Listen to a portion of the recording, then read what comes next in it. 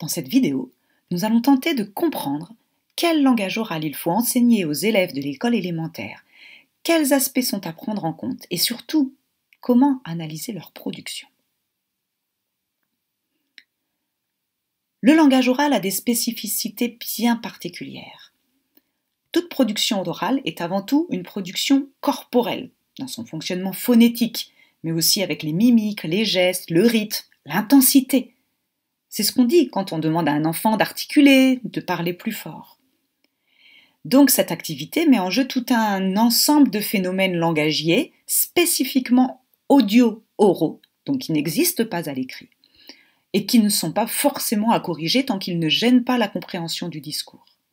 On retrouve par exemple les fatèmes, ceux qui servent à ne pas arrêter le discours. On a aussi les allongements de la syllabe finale, qui permettent de maintenir le lien langagier, ne pas arriver dans le silence qui laisserait penser qu'on a terminé.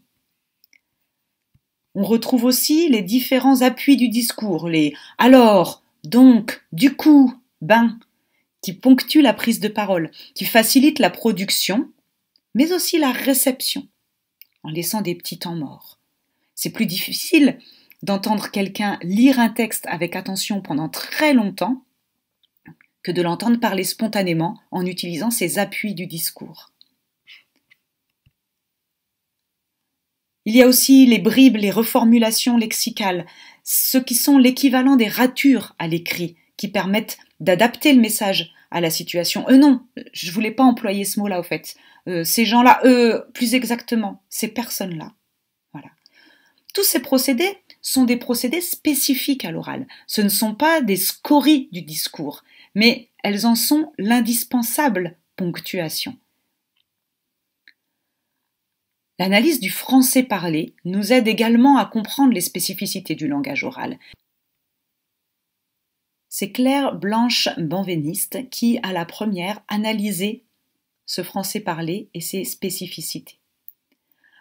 Il y en a plusieurs qui sont des phénomènes de prononciation banale, qui sont en fait des facilités de prononciation utilisées par tous et tout le temps, et qui ne sont pas non plus des éléments à bannir du langage oral de nos élèves. On va les retrouver rapidement dans ces quelques exemples. Ils se sont battus, élision du L des pronoms il ou elle, très courant. Il y a plus de garçons que de filles. Le il y a est prononcé en une seule syllabe chez tous les locuteurs, même adultes. Il y a des enfants qui arrivent. L'élision du qui sujet, du i du qui sujet, qui est très courante. De même que l'élision du u du tu sujet, t'avais vu un grand monsieur. On retrouve encore la contraction je sais pas si, la reprise d'un nom par un pronom, comme dans mes copines, elles vont manger, et puis l'absence du ne ou du n apostrophe de la négation, comme des fois tu es pas heureux. Il est donc important de ne pas évaluer l'oral à l'aune de l'écrit. Le langage parlé a des caractéristiques propres. Enfin, l'oral enfantin a des caractéristiques lui aussi, et nous allons suivre en cela les travaux de Bertille Palot et de Marie Savelli. Ces particularités du langage oral doivent être corrigées petit à petit et vont se corriger au fur et à mesure que l'enfant va apprendre à parler, mais on peut l'y aider. Il s'agit par exemple des hyperliaisons. C'était les filles qui ont couru en premier. Le qu'ils-ont est très courant chez les enfants. On retrouve aussi les écarts de genre, avec il pour des filles par exemple. Les filles ont commencé en premier. On trouve enfin des problèmes de morphologie verbale, comme l'utilisation de l'auxiliaire avoir alors que c'est à la patinoire, on a tombé mais sauf. Les erreurs de morphologie flexionnelle concernent essentiellement le passé simple. Le loup tient dans la manche du loup et il dit ça au loup. On trouve également des problèmes de discours indirect. La dame, elle nous a expliqué qu'est-ce qu'on devait faire. Avec notamment l'utilisation de qu'est-ce que. Des confusions dans l'emploi des prépositions. On est parti en bus pour faire du travail à la classe. Enfin, des difficultés à employer la tournure passive. Et après, la guerre, elle l'a déclarée et après...